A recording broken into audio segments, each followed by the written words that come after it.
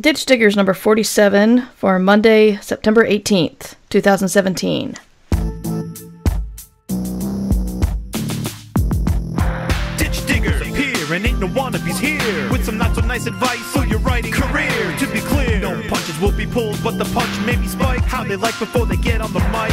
To my left we got the mighty Mer Lafferty, and if I piss her off, believe me, she'll come after me. And her co-host Matt Evan Wallace on the right. Yes, she may be half as hype as she can take him in a fight. So settle in, folks, buckle in and boot up. Time to meddle in a way to make your writer shut up. It's hard work, but the perk is that it's fun and exciting. Facebook will still be there when you're done writing. Ditch Diggers!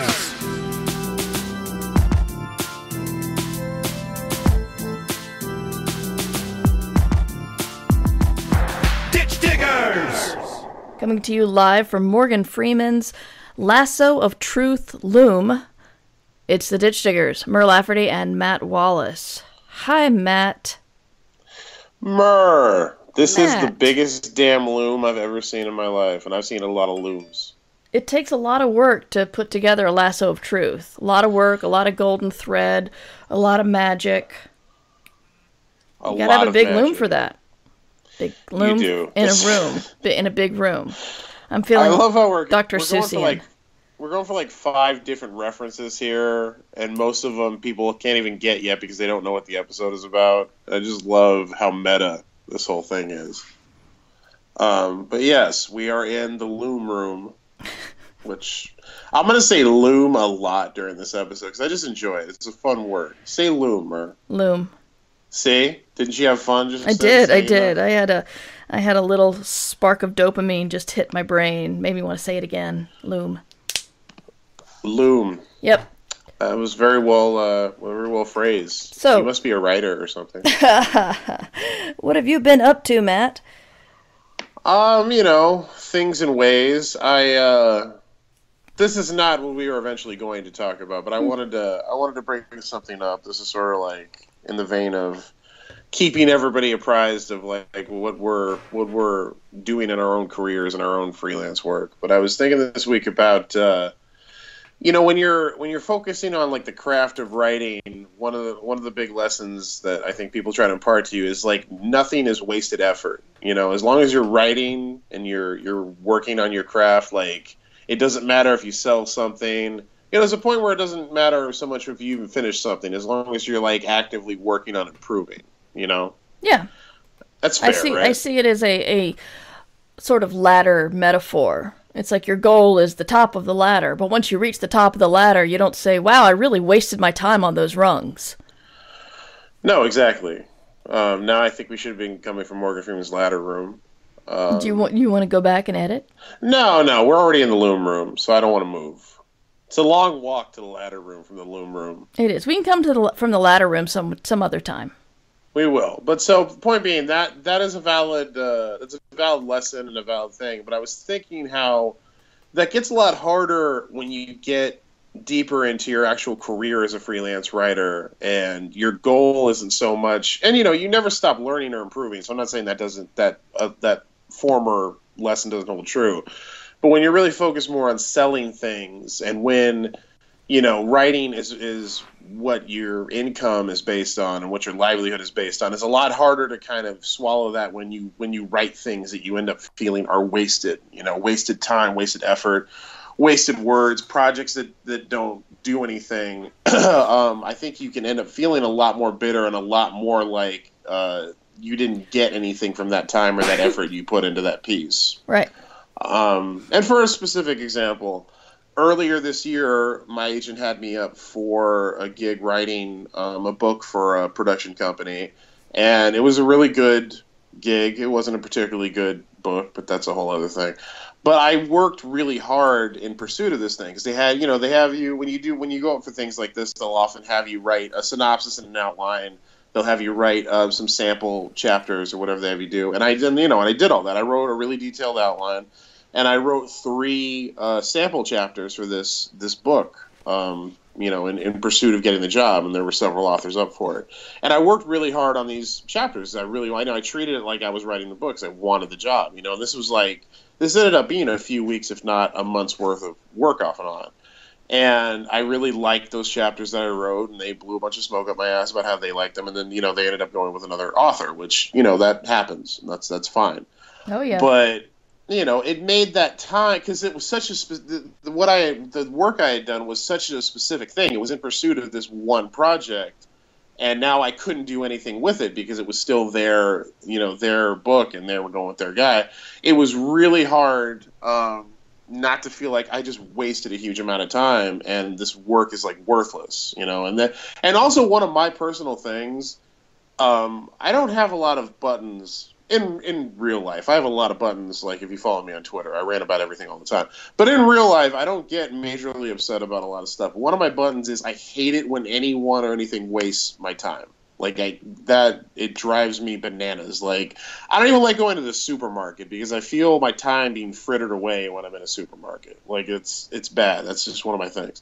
You know, so a lot of supermarkets have the order online kind of thing and go pick it up. They do, and I should get into that. I actually had a friend who explained it to me, another writer, who's just like, that's my time. And I'm paying $5 for them to shop for me, and that is huge because that is worth more than that is paying less than what my time is worth, so it's definitely for it. So I'm just gonna say that it's pretty cool. Also, it cuts down on impulse buys. That would be true, yeah. And I do have a candy bar problem. I'll state that. I'm just sharing a lot. No, that's actually a very good tip. But anyway, go on. I'm just saying. No, I was just saying that touches on me being a Luddite, which is a whole different topic. But no, that's a good point. Anyway, so time being wasted, and then I felt that way like all summer after I went through this thing, and it would still randomly just piss me off all the time I spent on this stuff.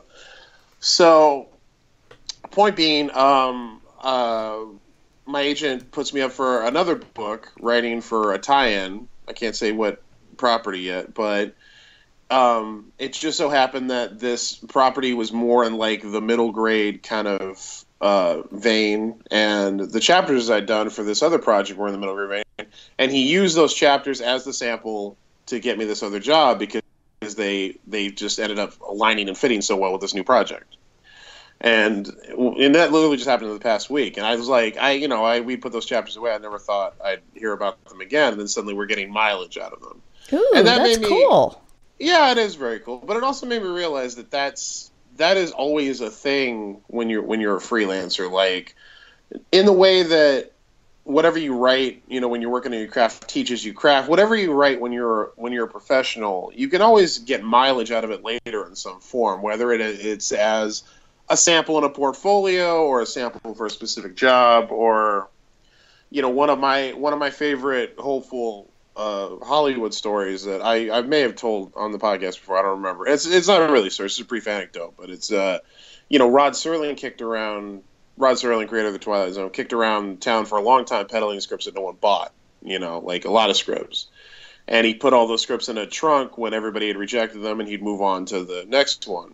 And he said after he sold Twilight Zone, and after Twilight Zone became a big hit, he looked at this trunk full of scripts, and he realized he had a trunk that was worth $500,000 now, because it was all stuff he could sell because he was now Rod Serling, creator of Twilight Zone. Mm-hmm.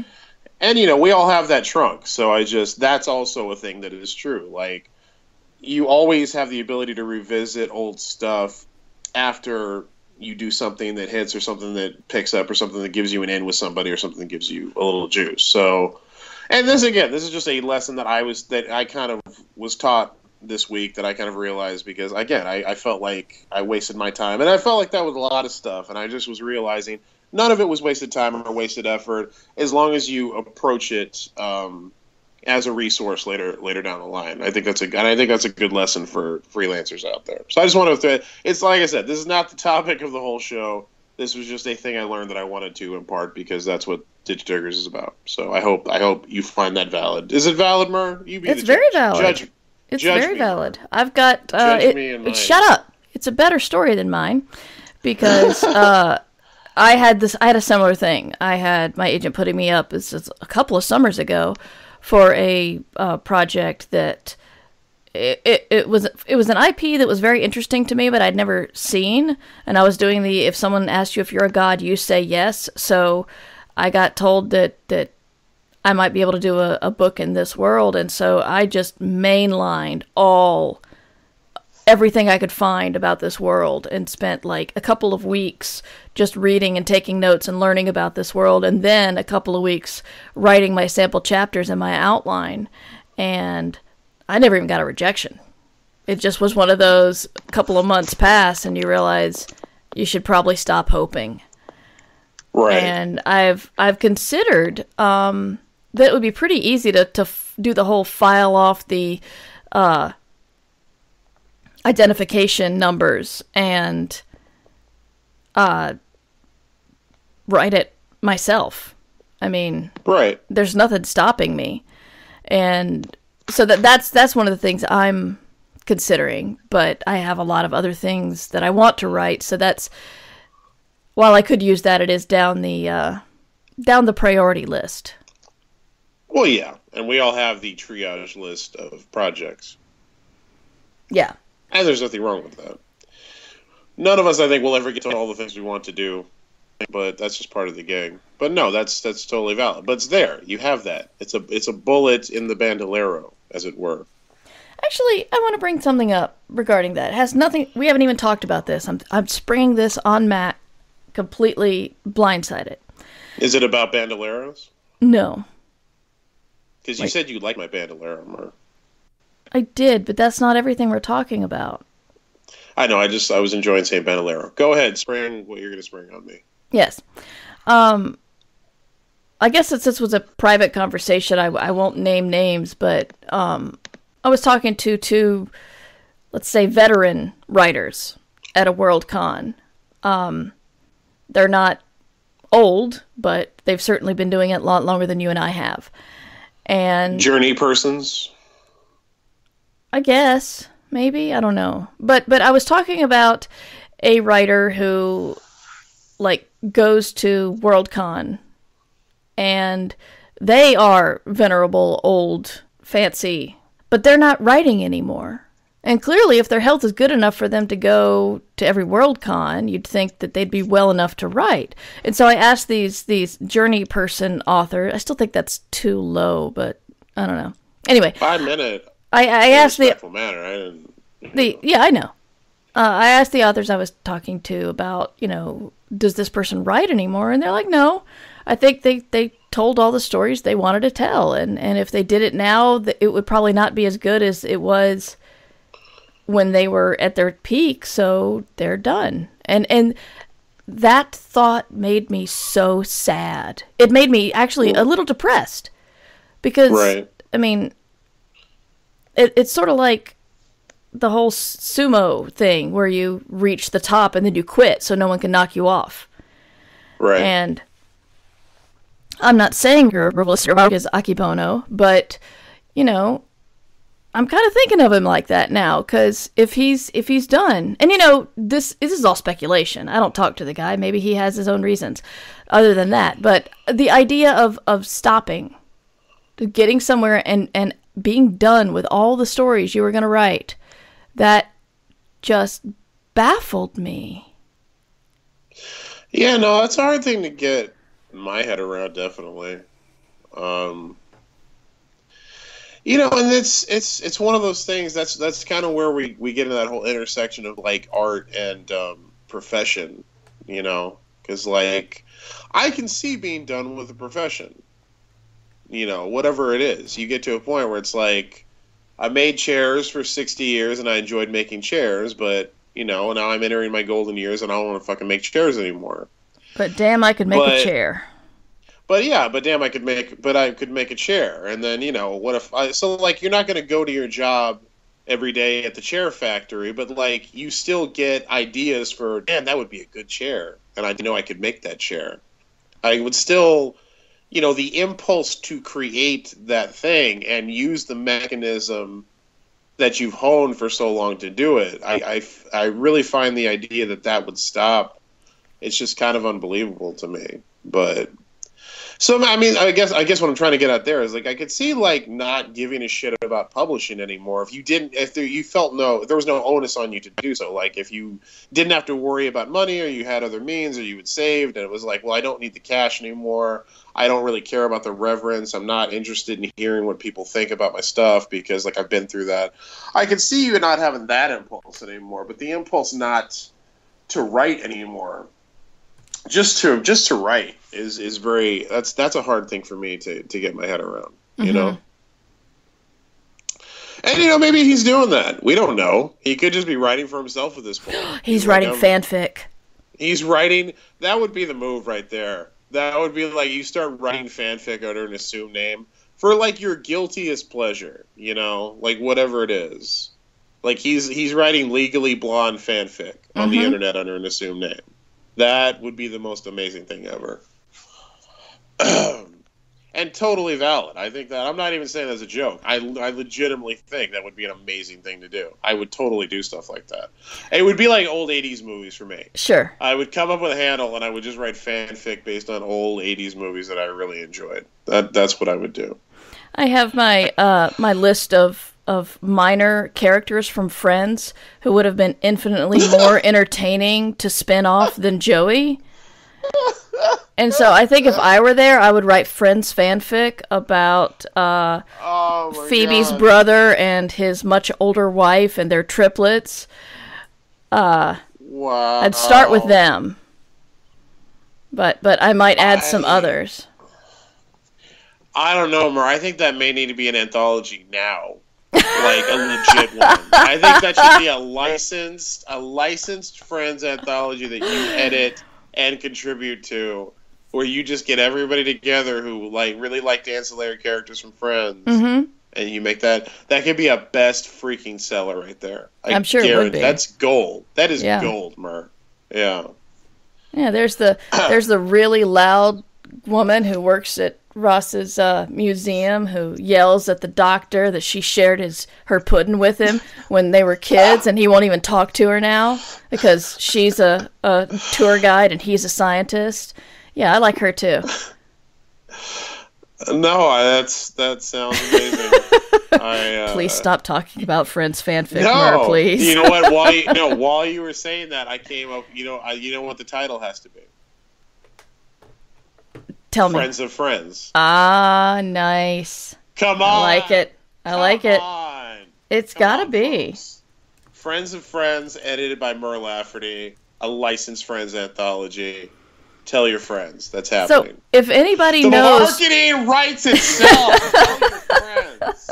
Come on. Okay, if anybody knows who I can talk to about the rights to this, because I'm sure they'd be really easy to get and cheap. But, at this point, yeah. So, anyway, no, seriously, if anybody can hook that up, it's like NBC Universal, I think, would still have it. But, yeah, please, get Mer in touch with whoever she needs to get in touch with. Friends of Friends, a Friends anthology, needs to happen. And I think you'd knock it out of the park, Mer. We've gotten so far off whatever topic this was when it began. But no, we were talking about getting to a point where you've told all the stories you wanted to tell. Yes. Which is, let me just ask you straight out. Do you believe that is a thing that happens to writers? Like you get to a point in life where you've told all the stories you wanted to tell? I'm thinking. Do you think that's really like what the motivation is? Like you literally just have no more ideas. You're like, or is it just that you lose the impulse to write, or that you don't, I don't know. Here's the deal.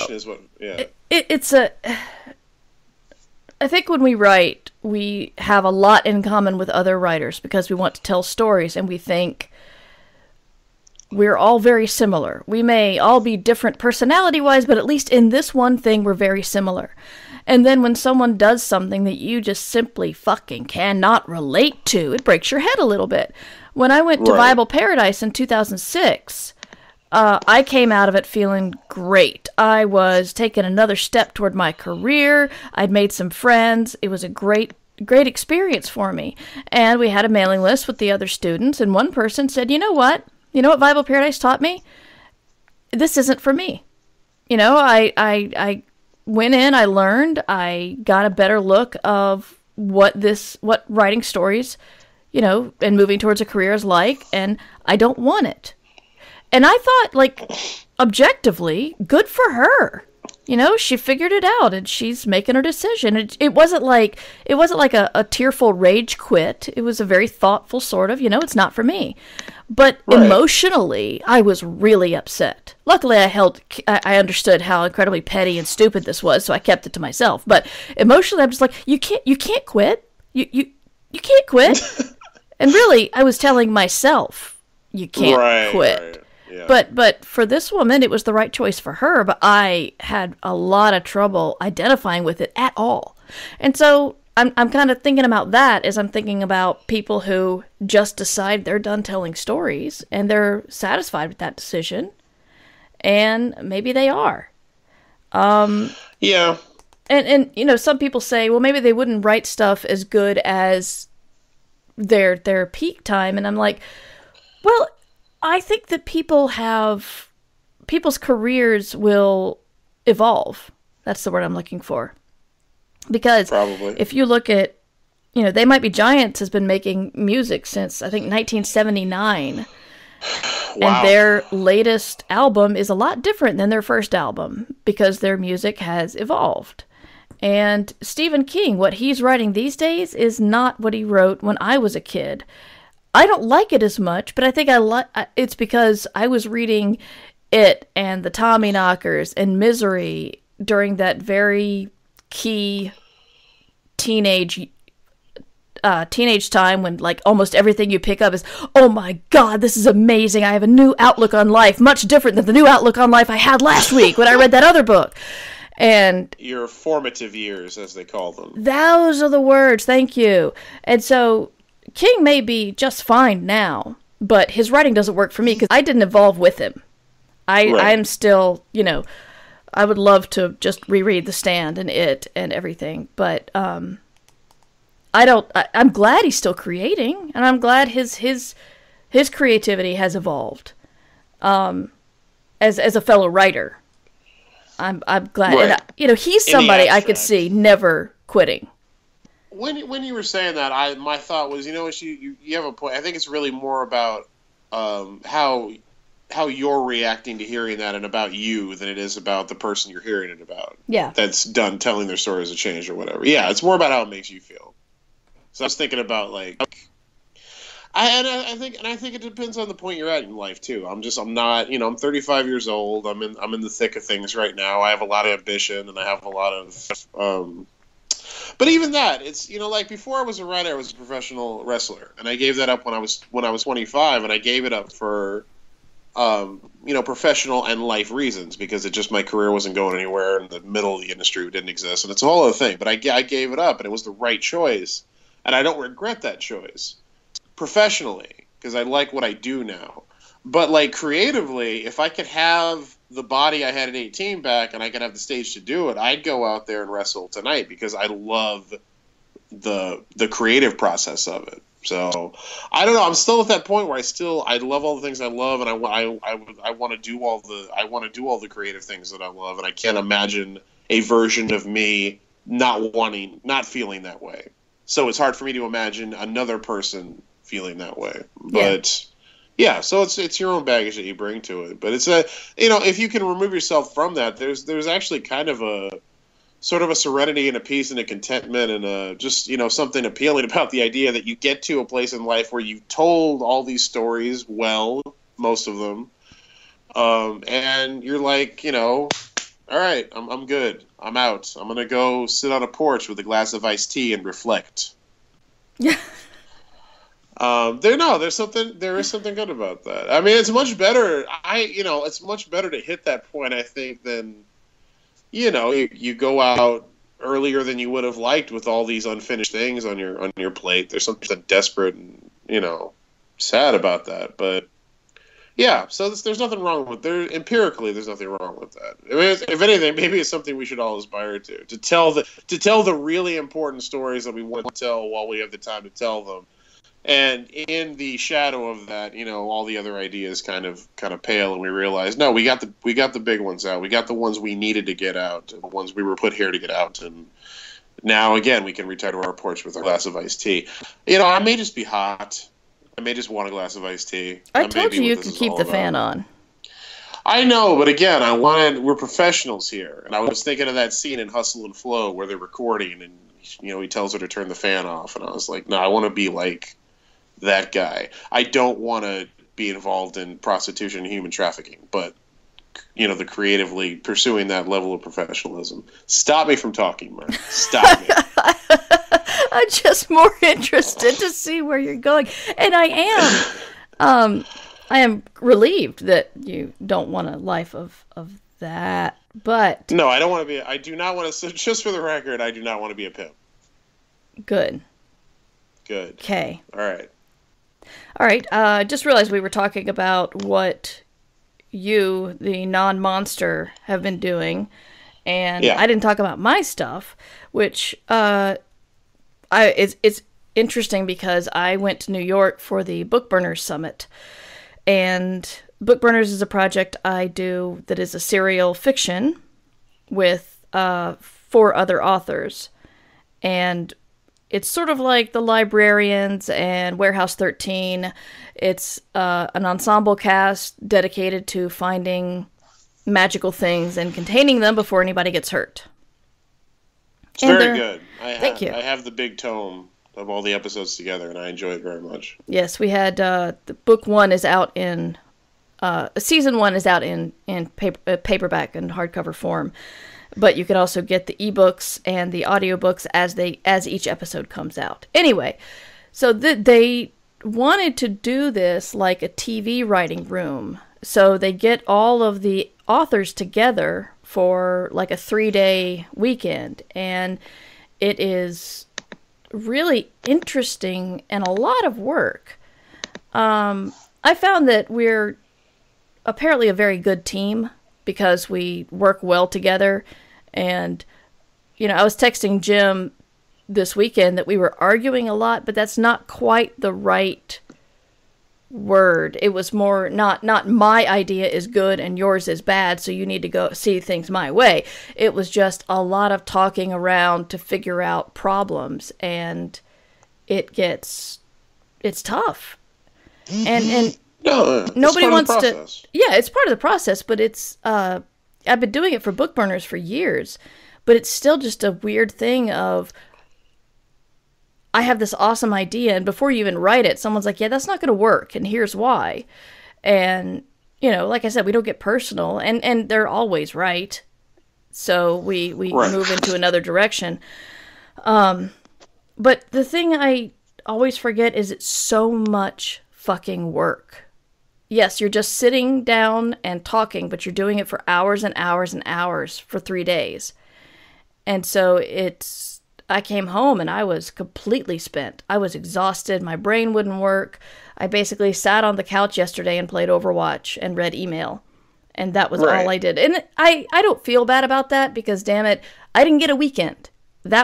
Monday was my weekend. So that's why I was pajama Overwatch mer. Pajama Overwatch mer. That's a good mer to be. That's like the Barbie doll. You've got the President mer and the Bride mer and Pajama Overwatch mer. That line of dolls needs to exist. It does. It needs to be released in conjunction with Friends of Friends, a licensed Friends anthology. Yeah, I was thinking. I think in later seasons of The Office, one of my favorite lines is when Kathy Bates is complaining about how she had these dreams of being a big-time businesswoman and would be famous, and they were going to make a Barbie out of me. And no one. Yeah. And then when she realized how bad her business is going, she's like, "And no one's going to want to play with my Barbie." Oh man, that hits you right in the feels. Mm-hmm. People would want to play with your Barbie, Mer. Thank you. Especially Pajama Overwatch Mer Barbie. Yeah. I'm on board with this. They would be playing Overwatch, and they would have their Mer Barbie with her controller next to them on the couch. Yes. People would Instagram that picture. I have to do a tiny aside here. Did I ever tell you how my daughter thought you play video games? No. One time when she was a toddler, she picked up PlayStation 1, PlayStation 2 controller and hunched over it and started moving all the little joysticks around going, damn it, damn it, damn it, damn it. And that's how you pretend to play video games in her mind. And I wonder where she picked that up. Her father. You! I learned it by watching you. You, Dad. Yeah. Anyway, before I derailed you just then. No, that's fine. No, just that's what I've been up to. And it's one of those things where I have nothing to point at to say, look at the word count I got, or look at the emails I sent out. It was a heavy business weekend where we got a lot done. We planned out the next season, and now I've got work to do for season 4 of Bookburners. Yeah, that's one of those things where it kind of reminds you, or at least it reminds me that everything is scale, because like what you were doing is no different than what like anybody planning any story does in their underwear, in their bedroom at home. It's just like you're working on a series for this big company that's putting them out, and you were in New York at a summit. I love the word summit, by the way. That's so awesome. I wouldn't call it a retreat, so cool. but the people powers that be call it a summit. But yeah, it's just, I don't know. Again, just that idea of writing scale. It's like it's only as serious and as epic as we perceive it is. But it is doing work. That is work. That is a lot of hard work, and that's something that's going to become this like packaged, marketed thing that's out there. Yeah.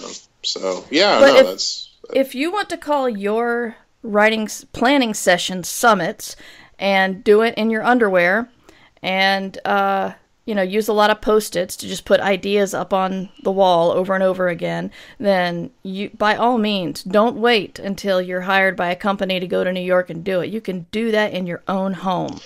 Absolutely can. I think that's a good lesson for our listeners to take away from this episode. In fact, from now on, I want all Ditch Diggers listeners who are out there writing to refer to their planning sessions as summits. Summited in my socks and pajamas this morning on a story. I want to see that. I want to see that on Twitter. Use the goddamn Twitter, Use people. the goddamn Twitter. Really, Matt and I have tried this, and it's been edited to fix, and I'm just going to say it. Our next topic has no good segue, but it's something we need to talk about. Yeah, we literally edited out 2 segues trying to get here because this is so heavy and so serious. It's very hard to do a pithy, glib kind of thing. So yeah. we'll just get into it. Recently, someone and actually, Matt, can you use the goddamn Googles and find out who did this survey? Yeah. Someone did a survey of people who go to science fiction conventions. It's an anonymous survey asking about sexual harassment. Have you been sexually harassed? Have you witnessed sexual harassment? Etc., etc. And they published the findings. The findings will not surprise you. But Matt will find the link and we'll put it in the show notes if you want to read the findings. But what was interesting was the write-up included a thing of, well, everyone knows the famous writer who would touch people at conventions and everyone would laugh, and the writer who protected their spouse because they were a known pedophile, and kept listing people. It sounded like, hypothetical speaking, but the list was so long, and if you've paid attention to the dark underbelly of science fiction fandom, you'll be able to spot at least a couple of who those people are. And someone mentioned, you're listing all these people like you know who they are. Why don't you name them? And there's the whole name and shame culture. And right. It's a good question because that whole, if you see something, say something, or, the only way they'll stop is if people find out about it. But the reason why is because people still don't believe the victims. Even in the world of overwhelming evidence, people won't believe the victims. If the person involved is high profile, especially, yeah, it goes double. And if you say, I know someone who was mistreated by this person, and I'm going to name them, even if you don't name the victim, it'll come out. Someone will figure it out, even if it's the accused figuring it out. And that puts the victim in a very awkward place, because they're going to be demanded to prove. They're going to be called someone who seeks attention, because what you really want is attention for being sexually harassed. That's the kind of attention I look for in life. Seriously. Yeah, don't we all? Really? Yeah. Yeah, if you've paid any attention to any person ever coming forward about harassment or sexual assault or whatever, and you think they're doing it for attention, look at the attention they're getting. It's not a positive thing. And like really, they treat you like you tried to stab Superman or something. You Yeah. know, it's like you're taking away people's heroes or all that shit. You know, when the heroes were, shitting on their own capes anyway. Yeah, molesting kids or groping people at conventions or whatever the hell they were doing. Yeah, Yeah. and that's So people tend to skim past that part. Yeah. It's like yes, pedophilia and sexual harassment, but also they wrote this thing that I really liked when I was a kid. So that trumps all that. That trumps your pain. Yeah. So it's an uncomfortable thing, and that's why they're so-called missing stairs. I think we've mentioned this on the show before, but essentially a missing stair is, you don't put a sign on the wall to say the staircase is broken and skip the third step because it'll hurt you. It's everyone sort of whispers, okay, when you take the stairs, watch out for the third step. That's why, you don't put a sign on the wall saying, this guy is a predator and he's here at this convention, so let's shun him. It's more of, okay, now don't go to any parties with that guy, don't drink around that guy, or what. And I will say that there are women involved, but it is, for the most part, men who do this. But I have heard some men's stories about being sexually harassed or groped or whatever against their will. So it's I will say that it's happened, but regardless, that's why it's a missing stair and not a long screed about who to avoid. It protects the victims, and no, the thing is the climate. You can't really blame. Not really. You can't blame. Excuse me. You can't blame people who don't want to publicly name someone who harassed them or harassed a friend of theirs, because it immediately makes you a target for more harassment. Mm-hmm. That's so. Yeah, you absolutely can't. I think you can blame people in positions of authority who know about it and are not who weren't victims but know about it, and claim to be people who want to do something to fix this and who have more leverage to come out and say, this is a problem, this person is victimizing people, without the power to say anything. If you have that kind of power, I think the more onus is on you to do something about it. Oh, definitely. You definitely need to do that. That's a huge problem. Yeah, and I mean, I was like, I as a fan of comedy, literally, I didn't know anything about the allegations against Bill Cosby until Hannibal Buress went out on stage and made it part of his act. Just a couple of years ago at this point, and not that it had never been covered in any media, but there's so much news out there, you can't know everything. But I had legitimately never come across a news story or a piece of media that had talked about this before that.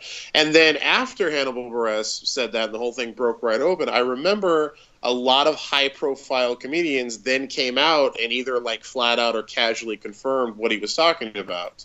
That they had been in the business a long time, and they had either heard stories or heard firsthand accounts of it, or and I remember thinking, well, if all of you millionaire comedians with all this stroke and these huge careers knew that, why didn't any of you say anything? Why did it take Hannibal Buress to come out and make one joke to crack the whole thing open? And I think, and it's you might say it's unfair to place that onus on people, but especially at this point, and with things like sexual harassment and sexual assault in a lot of cases, I think we gotta get past that, man. I'm sorry, but like, if you are profiting from an industry and you know that this industry has problems with individuals like this, especially if you're profiting at a high level and have a lot of power, I'm sorry. I think you have to take some responsibility for that. And at that point, if you know something, you should absolutely say something, because it takes those people to break these things open and to protect the people that it's harming. You know, so.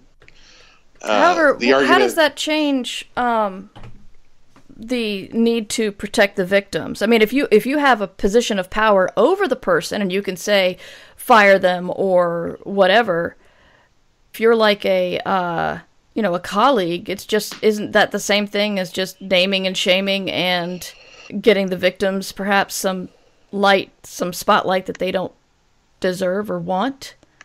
Well, no, I'm not saying you should drag victims out into the spotlight against their will. I'm saying you should more take the onus onto yourself to say, look, this thing is going on and we all know about it and nobody wants to say it, so I will say it. I think you should name the person, not the victims.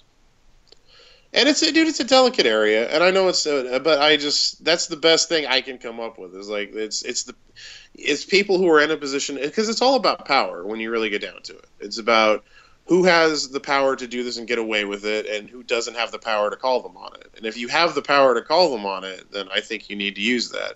You need to use it diligently. You need to use it intelligently. And yeah, I don't think you should drag and name people who have been a victim of it. But at a certain point, when it's like, when, you know, you've had dozens and dozens of people and you've had dozens of stories about this person and incidents that you've heard about, like, at some point you have to say, we need to at least address this. We need to at least ask the question, you know. And I think people who are in a position of power and who are removed from the center of it are in a better position to do that than the people who were at the, you know, kind of a place at the bottom of it and who are being victimized by it.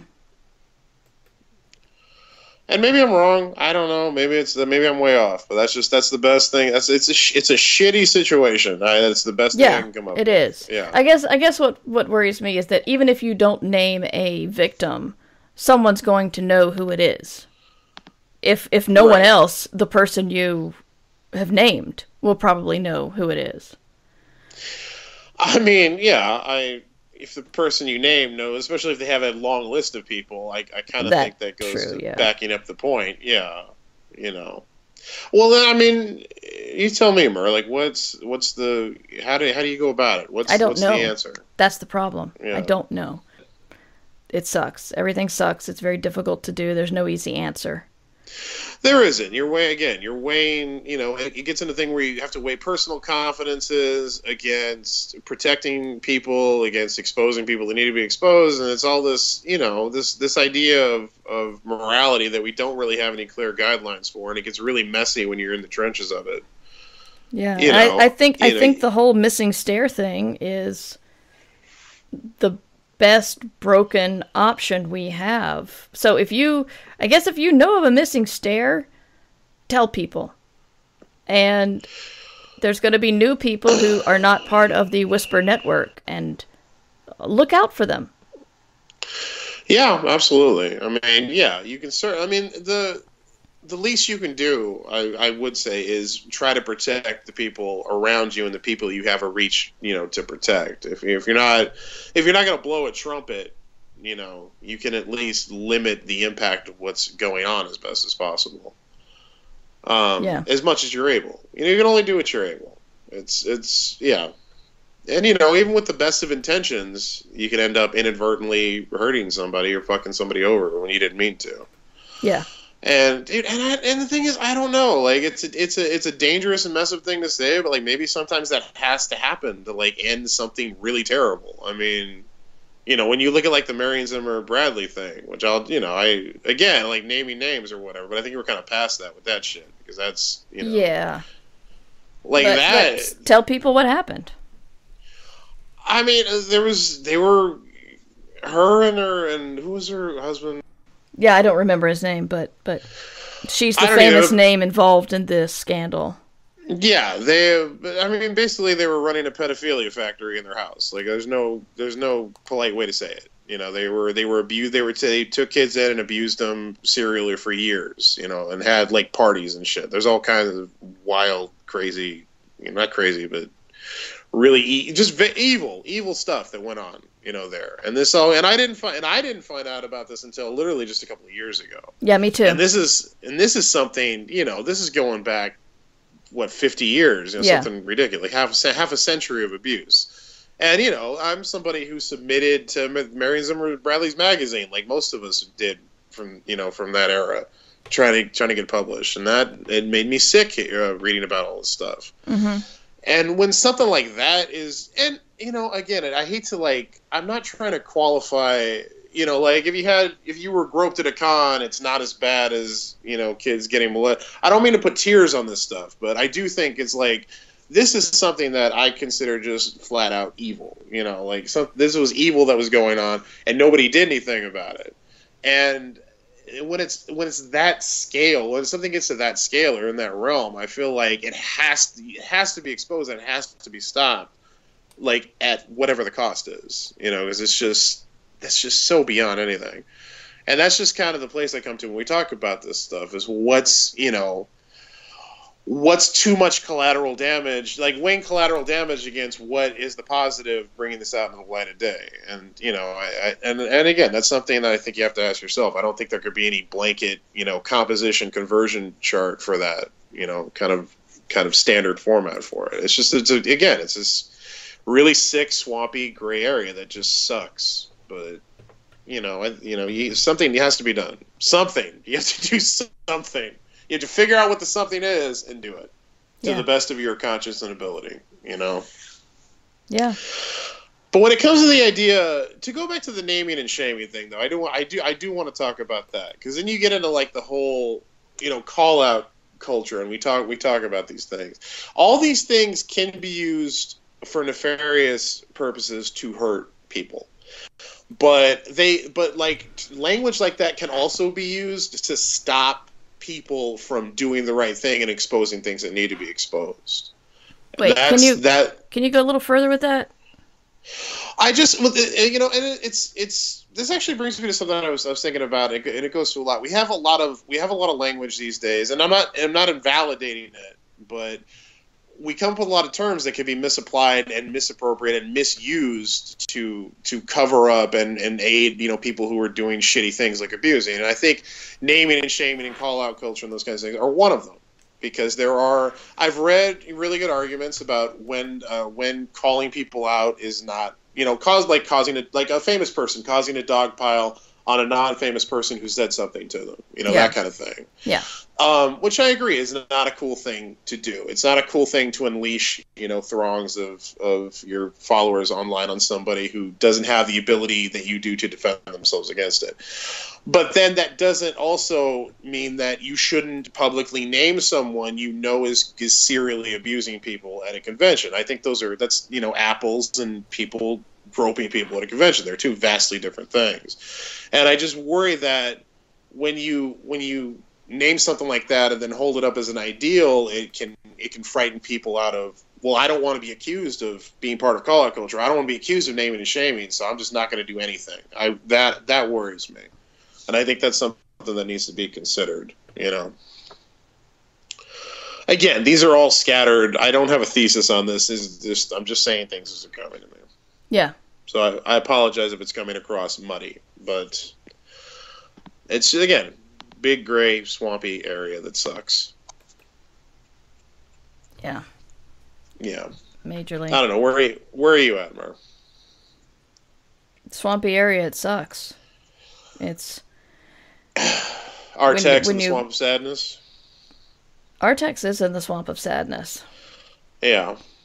Have you asked Twitter what if they have any questions for us?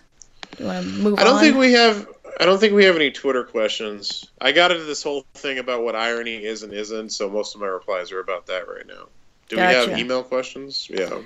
Not really. We have some email questions that I need to get a professional on, a professional, not me, on to answer. But we're working on that. We should let everybody know. We are working on that. Yeah. After we're done recording, we are going to talk about scheduling our next round of guests. So that should be exciting. So if we're done with feedback and the heavy part of the episode and the lighter part of the episode earlier, I guess we're done. I guess we get into the shilling part of the episode. Shilling, yes. I Should Be Writing is out. I Should Be Writing is out. It is. You have a book out. I know. Based on the podcast you've done for over a decade. That is amazing. I do. It is called I Should Be Writing, and you can find it online. I don't know if it's in stores. If you find it in stores, please take a picture and send it to me or at me on Twitter, Mighty Mur. There was problems with the metadata, and it was difficult to order, and it's taken some people a while to get their copies, but people are posting pictures of them with their copy that they got in the mail, and I'm very grateful. Keep those coming. That's great. But I would like to know if you see it in a store. That said... We should go hunt it down, Mur. We should take to the road in a van and just go hunt down wild copies of I Should Be Writing. So I have to get a van first? I don't know. I just think a van would be cool, because it's easier to nap in a van. Oh, yeah. That's true. Yeah. It is true. And you could keep, like, a mini fridge in there. Yeah. So, like, cold drinks. And can I put the Overwatch pajama Barbie Mur on the, in the passenger seat? On the dashboard? Or the dashboard, yeah. No, I absolutely think pajamas, Overwatch, Mur Barbie should be riding shotgun in the nap and cold drinks van at all times. Yes. But if you find it before I do, then I don't have to get the van. So even more reason. But my novel 6 Weeks is out. It's a clone murder mystery in space. Some people seem to like it. And that is available in stores and online and in audio and ebook. And I am the editor of... I am the co-editor of Escape Pod, which does short science fiction delivered to you free every week. And that's at escapepod.org. And if you want to see the show notes that Matt's going to work very hard to write up for you, check that out at murverse.com. I just always love when you say a clone murder mystery in space, because it's like as opposed to like a clone murder mystery in a deli, you know. I could write that. You should write. That should be the sequel. It should be like Soup Wakes or Sub Wakes. Oh, nailed it! I'm on fire today, man. You are. Sub Wakes in a deli. Clone murder mystery in a deli. That'd be cool. I'm happy about that. I'm sorry. It's okay. But it is an amazing book, and everybody should go read it, and everybody should go read I Should Be Writing too. If you would like to see a Ditch Diggers book at some point in the future, you have to go buy the I Should Be Writing book. That's how you make it happen. Yeah. So, there you go. I'm sorry. Did you plug all the things, Mur?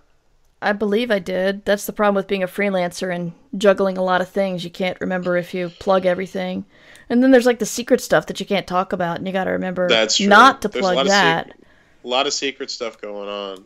I'm not going to say any more, but things are happening. Yeah, there's some things happening, and it's exciting, but I'll tell you about that when I can. Yeah, we'll make a show of it, because we have a show that we can talk about these things on. That's true. I am the author of things that are for sale. I write a novella series from Tor.com Publishing called Sin du Jour. The current book is Greedy Pigs. And the next book, the penultimate book in the series, Gluttony Bay, is coming out in November. So if you've not yet gotten into Sin du Jour, go back and read the first book, Envy of Angels. Buy them all. It's a fun experience. It's foodie and funny and fucked up and all the things that I strive to be in life. I'm also the author of a novella series called Rencor, the first book of which is out from Parts Unknown Publishing. It's Rencor, Life in Grudge City. It's about mass Mexican wrestlers, arch enemies teaming up to hunt down mummies and all kinds of cool stuff. Buddy Cop meets luchadors, which I like very much. So please buy those books so I can eat food and have heat during the winter. Also, Patreon, Mur. You forgot the Patreon. That's what it was. I knew there was something. Patreon. Plug the Patreon, Mur. We have lied to people accidentally. We said if the Patreon reached 3,000, we would do weekly, and actually I put it on the Patreon page as 2,000. So if we can reach $2,000 a month, we will do weekly shows of Ditch Diggers and I Should Be Writing. So if you already support us, awesome. Then tell a friend. If you don't support us, consider kicking in at $1. Because if like half of you kicked in at $1, we'd be there. Because we have a lot of awesome listeners. And you're getting a deal. It's not. It's discounted from 3,000 to 2,000. So you have even less. Right. It's discounted. We didn't make a mistake. It's a discount. It's a discount. Man. We're giving you deals here, folks. So get on that because it could become 3,000 at any time.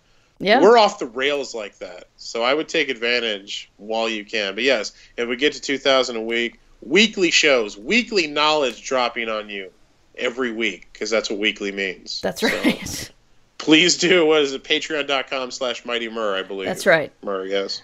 Yes, go there and give us money. It helps us do more and better shows. And it'll also help Mur create the prototype line of Mur Barbies. So, that's right. There you go. If you want those, you can make that.